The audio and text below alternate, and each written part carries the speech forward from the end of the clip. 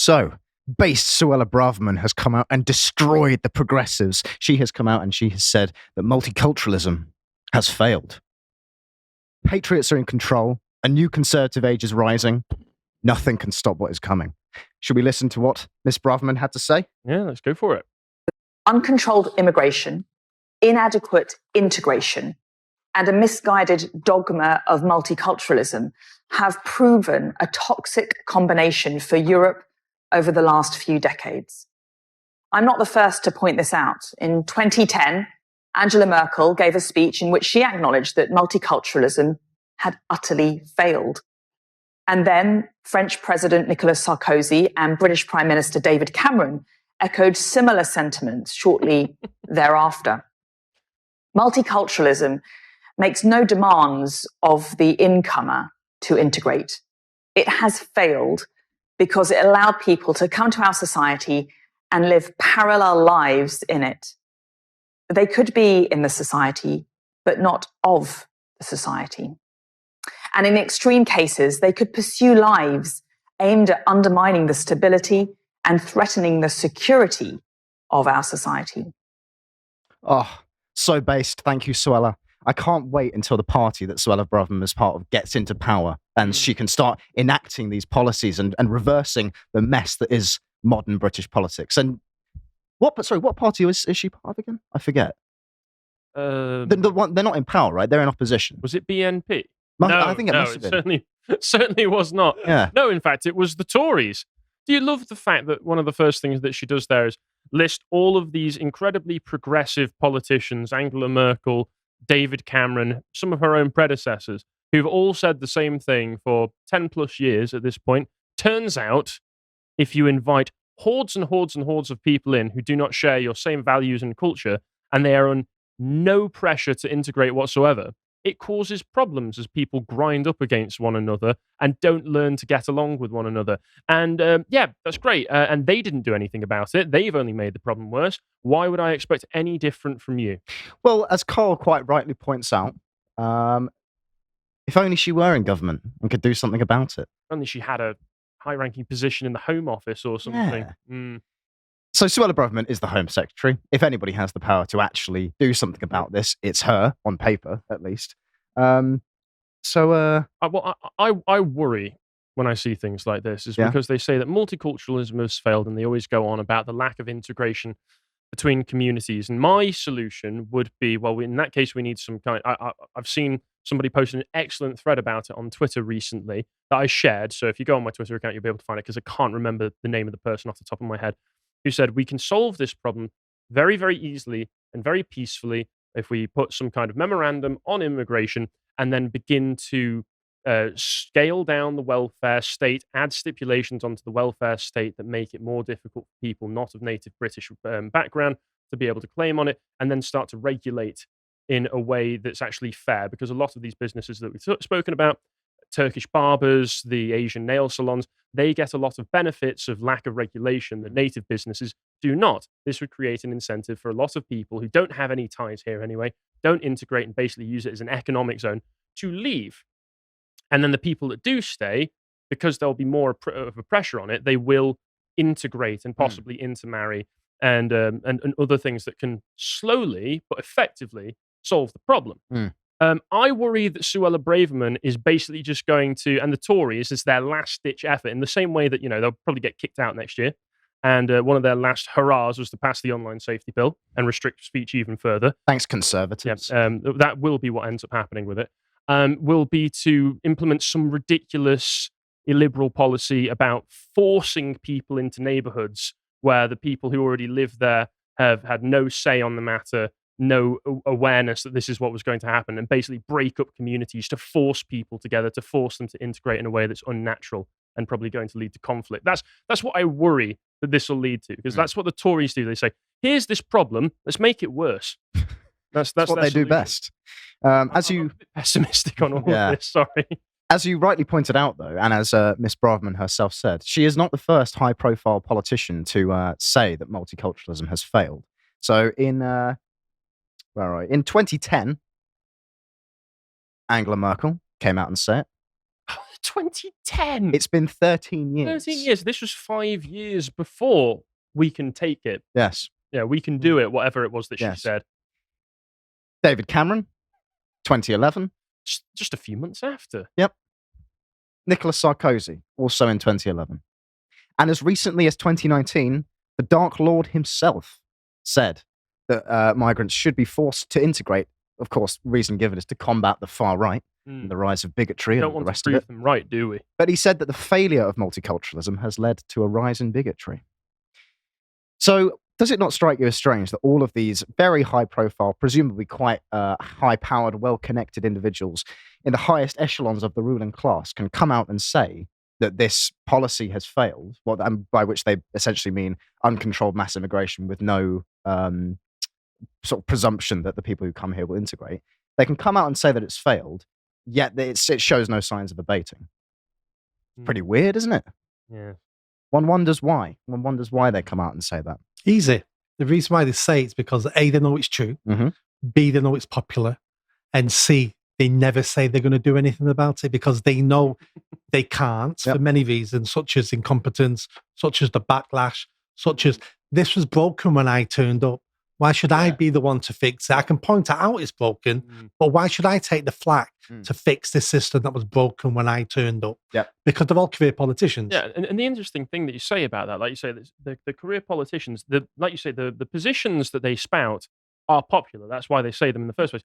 But it's the backlash from their peers, the sorts of people who man the front lines of The Guardian and the BBC, the people that they interact with on a day-to-day basis.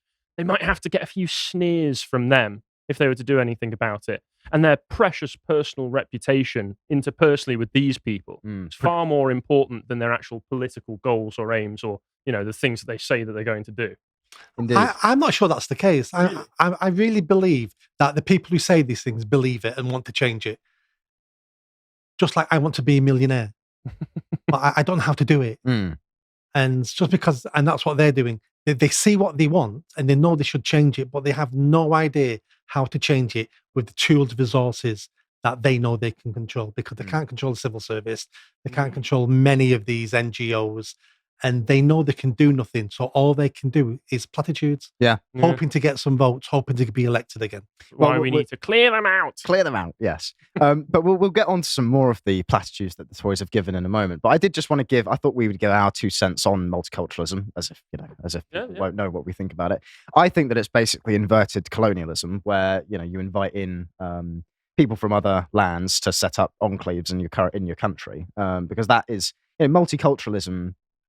Literally, the basis of it is that there won't be integration, and that there will be this kind of patchwork where there's the Pakistani bit here, and there's the Nigerian bit here, and there's the Polish bit here, and the English bit here.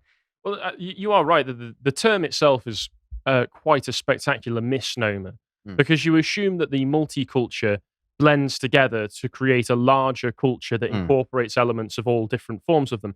Perhaps in some places it could, but generally, if you want to do that, once again, you need some kind of overwhelming state power that I wouldn't be happy with to force people to do that. You would need something like the Southern American conquistadors enforcing a law of miscegenation to force people to basically create a new race that will share a monoculture that's mixed up between different cultures.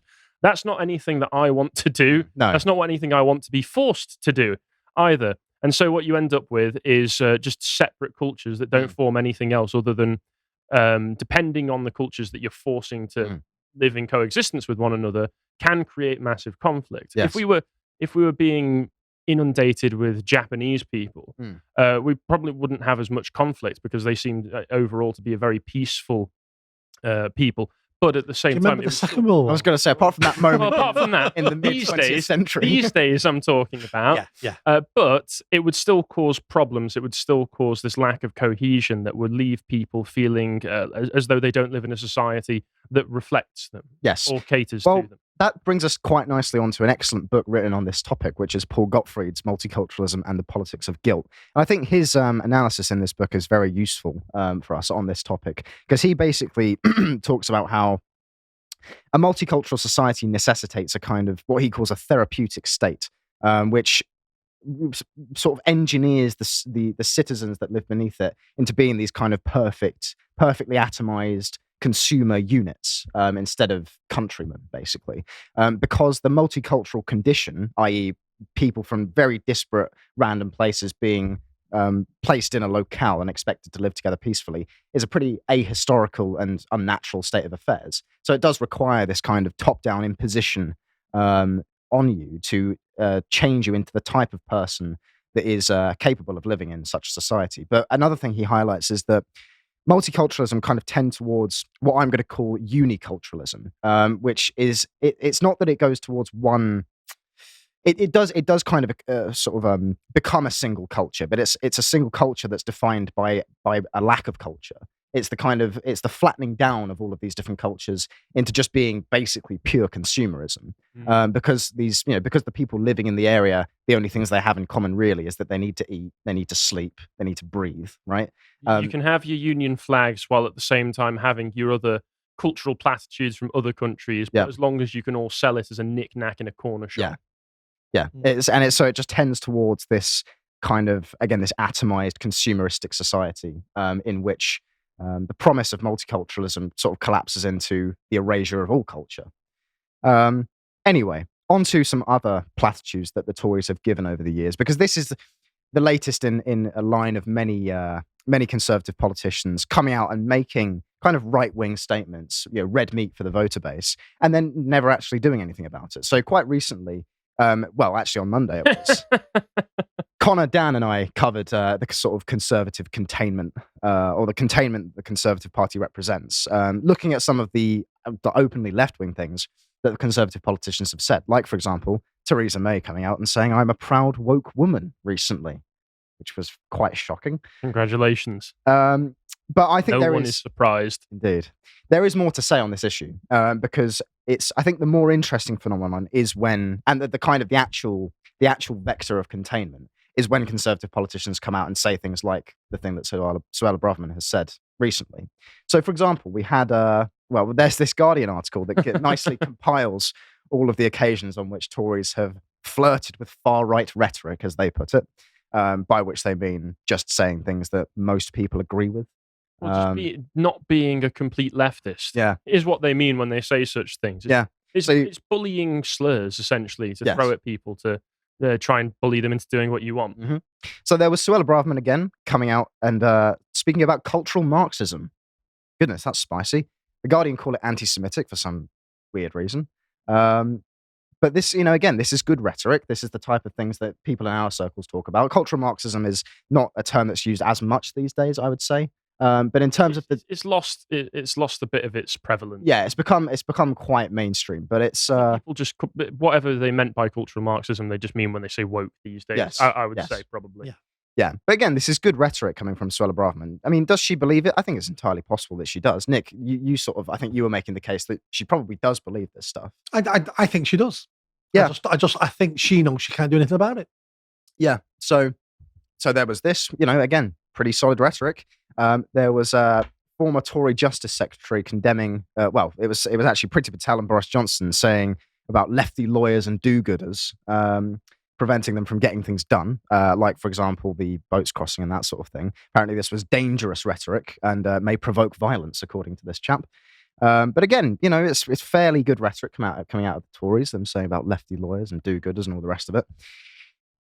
And there was this occasion where a Conservative MP was part of a Tommy Robinson group on Facebook. My goodness, how very controversial. And there was also Nadine Dorries, who quote tweeted a Tommy Robinson tweet. So again, flirting with genuinely right-wing ideas. I mean, wasn't Tommy Robinson, didn't he post his political compass test and prove to be pure centrist? Man is literally just a centrist. Directly in the middle. Yeah. Shockingly, some centrists don't like the idea of foreigners coming over and sexually abusing little girls, but... Wild. I know, terrible. And then there was Jacob Rees-Mogg promoting an AFD video. And the AFD obviously being the second incarnation of the National Socialists. The greatest threat to democracy that Germany has seen since whatever party is in power right now. threatened to take away their ability to run. Hence, you have to ban them, because that's how you protect democracy, is by banning parties. Don't forget, all this is The Guardian. Yes. Oh, yeah. No, it is all The Guardian. But it was just useful because they have very kindly compiled all the occasions on which conservative politicians have settled on things that are signalling in our direction, let's say, but then never actually done very anything. hawkish with this stuff, The Guardian is. The same with The Independent. Yes. And then you have some other incidents, like, for example, Lee Anderson recently telling asylum seekers who don't like the conditions in which they're being held to F off back to France. Again, another bit of red meat for the voter base. You had, obviously, recently the Conservatives coming out supposedly against net zero, saying expensive insulation upgrades, we're not going to do that. No taxes on eating meat, no sorting rubbish into 7 bins, no compulsory car sharing, and no new taxes to discourage flying. We're on your side, guys. We don't believe in this globalist agenda. We're actually going to add 5 years onto the end of the goal, or however much it was. So again, signaling to the right, signaling to actually conservative people, and obviously the stop the boats rhetoric. So the point that I'm making is that the Conservatives do have a track record of saying right-wing things, saying actually conservative things. But then you look at what is happening under their rule, what has happened over the last 13 years, and it's been some of the most radical change this country has ever seen, literally over the course of thousands of years. It's purely the rhetoric and the empty statements that platforms like The Guardian and The Independent and those like them and those who read them will always recite religiously to say that the Tories are the most fascistic far-right party this country has ever had, because they've read a Guardian article and they've gone on Twitter and they'll repost the headline of the Guardian article because they've all only read the headline of it. And then maybe they do know realistically that they're taking part in a large dialectic. Yes. And that they know that the Conservatives don't actually do anything.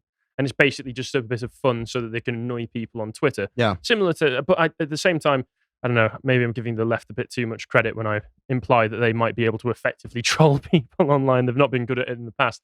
But they don't ever seem to interrogate what they see written in The Guardian with what they see in reality. That, like you say, that nothing ever changes, that things continue to get worse, that the policies that people vote against stay in place or get strengthened. Yes. Well, that's not their job. Their job is to support their team. Yeah. So they're shouting for their team, even if they read the Guardian headline and they know it's rubbish. It's my team. I'm reposting it. I'm talking about it. I'm going to shout it. It's their team. But 2 points there. I mean, one, it is wild to think that the people who, the average Guardian consumer, it's amazing to me that they can't recognize that the Conservative Party is their party. Rishi is your guy. Yeah. Like, they're doing all the things that your average Guardian reader would want. I would wager the Conservatives are doing most of it. What has the Guardian said about XL bullies recently? Well, indeed. Because that whole news story felt like such a distraction, such an attempt at a big, high-profile thing to just take people's eyes off of the issues that matter. Yeah. But as you said, there is always in waiting, a sort of mob of screeching regime foot soldiers to come and give these incidents the stamp. Bots. Or bots. It might just be bots a lot of the time. Yeah, giving these incidents the stamp of approval, saying that this is, truly bona fide Nazi rhetoric and all the rest of it. So, for example, you had this piece in The Eye saying that Fox News-style rhetoric has overtaken the Conservative Party, where they are talking about anti-net zero and stop the boats and all this sort of thing. So according to this chap, Mr. Andrew Naughty, interesting name, just imagining him being named in registration at the beginning of class every morning. Mr. Naughty, are you in, Mr. Naughty? But there's articles like this. There's also this one. European Conservative parties are out of ideas, but absorbing the far right isn't the answer. As if, and he does talk about the Conservative Party in this article, as if they're... I'm being plagiarized. That image is stealing my style right now. That is tired, miserable, windswept. Yeah. But there we go. Again, these in this instance, it's the Guardian giving the kind of rhetoric that the Conservatives use, the kind of stamp of approval. By which I mean they are saying that it is, far right rhetoric and all the rest of it. There is this as well. So this was in response to a Yom Kippur celebration by the Tory Twitter account. This chap says, "The irony of this gaslighting fascism."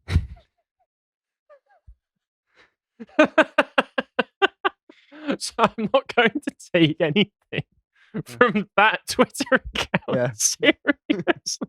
We found shoe on head's alt, guys. So, yeah, there was this diatribe by this chap, which I'm going to read out because it's pretty wild stuff. This guy says the highly, just by the way, so this is in response to Braverman saying about how multiculturalism has failed. This chap. I see a blue heart and an EU flag. Well, I was going to say there's a handle, so yeah. let's carry on then. Go on. German flag, EU flag, tick. So the highly right-wing rhetoric in this statement forgets that even she can now be stripped of her citizenship if she is found to have become a disgrace by her Tory party. I think she's married to an Englishman, isn't she? I think so, yeah. Don't aim too high and take it too far, Braverman, because once nationalism is fully inflamed, you'll be the first target of the right. Surprised? I know what I'm talking about, coming originally from a country that caused suffering across the globe just 85 years ago. And believe me, Braverman, those who think they can save themselves by siding with the Nazi perpetrators and spill out their toxic right-wing propaganda while actually being part of the minority they were elected and paid for to protect will be the first to go to prison once 1984 is completely executed. You'll be surprised, Braverman, what your right-wing Tory lords are capable of. They are laughing at the fact someone like you is acting that way. Get out of politics, Braverman. You don't deserve to be near this high UK office you hold. You are undignified to the core. Shame, shame, shame on you. That's a chat GPT. I feel like that if you just said, write me a rambling leftist diatribe about Suella Braverman, this is what chat GPT would spit out for me. But the point I'm making by showing these tweets is that I think this guy genuinely believes what he's saying, right? This is not like an act. He thinks that Suella Braverman genuinely is like a Nazi, and that the Tory party are genuinely a far-right party. And it's to the regime's advantage that people like this exist, because they can then kind of push this kind of messaging, saying that the Tories are, in fact, this really far-right party, when actually, if you look at what they're doing, e.g. 1 million immigrants last year. I think it was 1.2 gross. Yeah. Making my point for me, it's you can tell that the Tory party are anything but. They are a far left party, if anything. This image, I'm just going to leave that on the screen, just because what is there even to say about this? I think I'm belaboring the point a little bit now that there are these people out there who genuinely believe this. Again, EU flag in the name. Not so long ago, this would have been a speech from a far right fringe party. These are the toxic values now at the heart of the Tory party and the UK government. And finally, that's my Twitter. Never mind. That must be the last one I had. Oh, okay.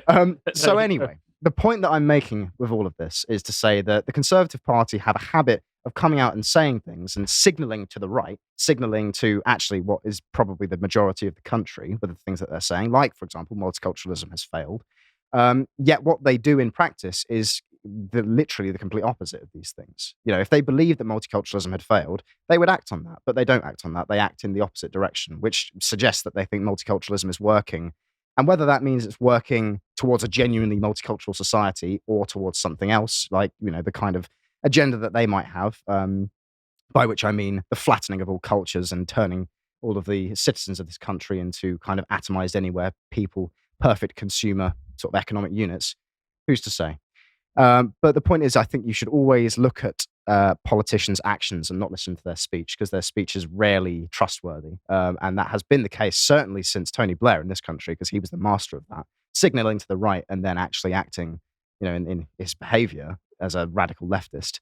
It's been like that for thousands of years. Well, yes. If you read what the Romans wrote about their politicians in the Senate, nothing changes. Politicians lie, politicians are untrustworthy, politicians are incompetent or corrupt or inadequate.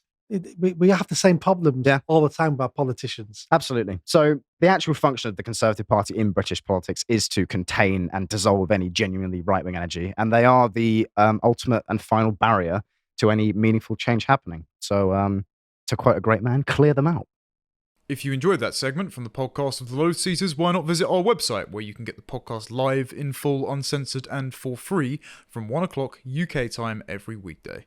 And while you're there, for as little as £5 a month, you can access all of our paywalled premium content, such as this interview I did with author Doug Stokes about his recent book, Against Decolonisation. And if you'd like to follow what we're putting out, you can follow me on Twitter at @con_Tomlinson and the rest of us over at @LotusEaters_com. Until next time, goodbye.